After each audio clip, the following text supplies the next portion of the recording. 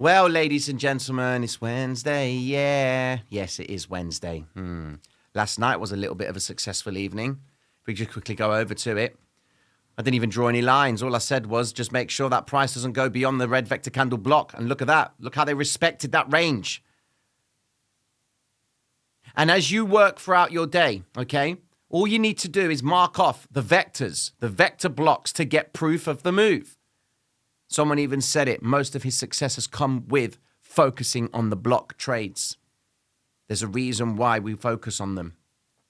But let's get into the program. Hitting the news across the board, you can see China stocks eye gains. But more importantly, the only reason they're eyeing gains is because you've got this issue here. Okay?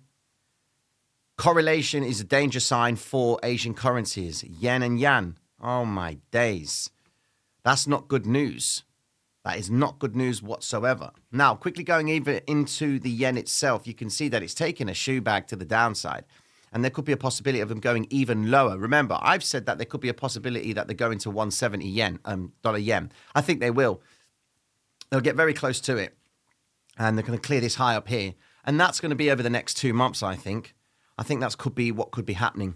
Because next 2 months, we're going to know about the rate cut or not. But Powell has given us clues that, they're not going to do anything until inflation sustainably makes its path towards 2%. Flipping hate 2%. But look at this.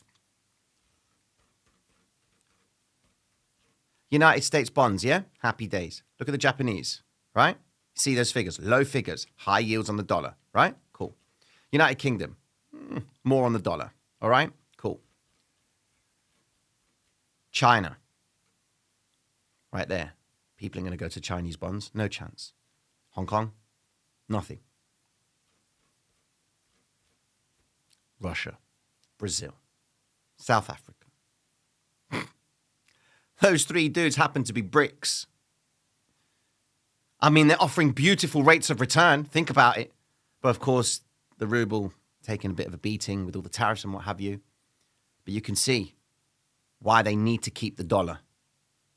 Because when you start trading with rubles, right? Look at the rates of return right there. Absolutely madness. So keep that in mind, ladies and gentlemen. This is very important. This is why the dollar itself will always reign supreme, okay? That's why they chuck the tariffs on all these other countries. Even though you're looking at it, you can see that the UK is near enough the same as the US, okay? And then France is, it's way below. But then you've also got Canada near enough and Australia near enough. Even New Zealand near enough the same as the US. Okay? Ain't no one... look, New Zealand dollars, Australian dollars, Canadian dollars. It's still dollars. When we look at this, ladies and gentlemen, it helps us understand what we can expect going through our trading day. Now, today we have some data coming out, which is, of course, the 10-year bond auction. Now, because of yesterday's trading for me, because I did take a loss, it doesn't bother me whatsoever. I physically do not care. And I have to get into that frame of mind because I'm like, it's down day, no problem. I expected a down day because I've had several wins in a row. And the only reason why I've had several wins is because the market has moved the way I've anticipated it to move. Yesterday's price action, it didn't move to my standard. And that's what ended up happening. I lost. Okay? So hopefully today we're going to get the nice same flavor. We're going to see some movement and we're going to then see a recovery. Hopefully we can make back what we lost, But I'm not riding on making back what I lost. Today I go to the charts and then we see how it goes. End of. I can't control anything else. So I know there's going to be 2 bouts of volatility today. There's going to be the volatility when Powell speaks, and then there's going to be the movements based on what he says. And then there's going to be that calming phase where once the 10-year bond auction comes into play, they will then move price and then they will consolidate in preparation for CPI data. So let's just look at where we are right now with Euro, okay? Euro's made a significant move to the upside and it's now looking like it's stalling. We need to pay close attention to the following ranges. First setup, Euro. Asian session low, Monday, Asian session high, okay? At the highs, previous vectors, dollar dominance, hawkish comments, it only makes sense, dollar going up, red vector candle recovery point. Now, pay close attention to this range. If Euro can get above, look at this, look at these 2 red vectors. Look at how they are near enough the same. If euro can surpass above these two red vector candles and close with a green vector candle strongly above the 108,213, then we could get another sweep to the upside towards the psychological high. Where they can't do that, ladies and gentlemen, we're going down. My prospectus is I'm expecting euro to come down. Okay? Why? Because dollar itself has consolidated and dollar looks like it wants to try and climb up. It's holding out. I'm looking left and I can see I've got a red vector candle regions over here. The green vector candle block right here is giving me a reason to believe that dollar is more than likely going to hold. Okay? So you can see, look at the activity. When you highlight it like this, you can see green vector, green vector, green vector, green vector. They're loading up on dollar. Okay?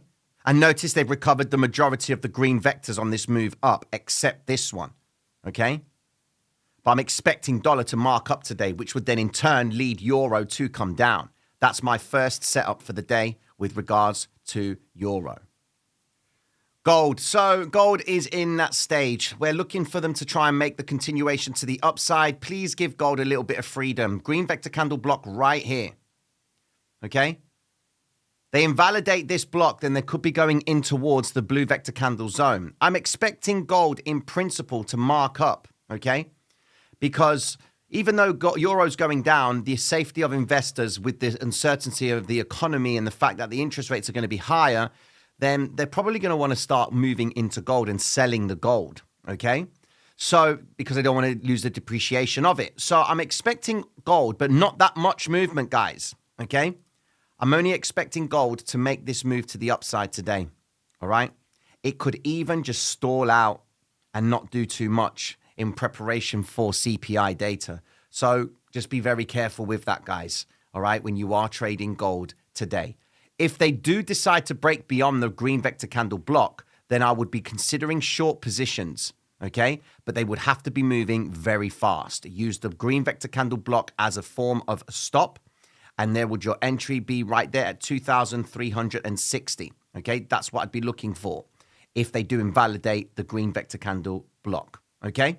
Happy days. That's gold. It has been hard trading oil, I'll be honest with you guys. I mean, look, going into the article, you can see here that oil itself, oil eases as China demand concerns crowd. Okay? It says here that API reports crude inventories shrank by 1.92 million barrels. OPEC due to release monthly market report later on Wednesday. So let's just put two and two together. Let's make the understanding that they're going to release this report. Okay? And then they hear some good news. It says here that studies at API flag stockpile drop. If the report comes out and says that there's going to be a reduction in the amount of oil that's going to be produced, then naturally it's going to have an impact on oil. Concerns over Chinese oil demand have been growing recently, and the latest inflation data will do little to ease these concerns, with it coming later within weaker than expected. So what you've got to really understand here is if the report itself, because it says here, look, traders will scour the monthly report from the Organization of the Petroleum Exporting Countries later Wednesday for more on the global outlook, okay? Now, if this actually does suggest that China's barely accumulating any oil, okay, then we're going to have a little bit of a problem with oil as it's going to come all the way back down and recover some more vectors. It could be leaving the clue behind with these vectors.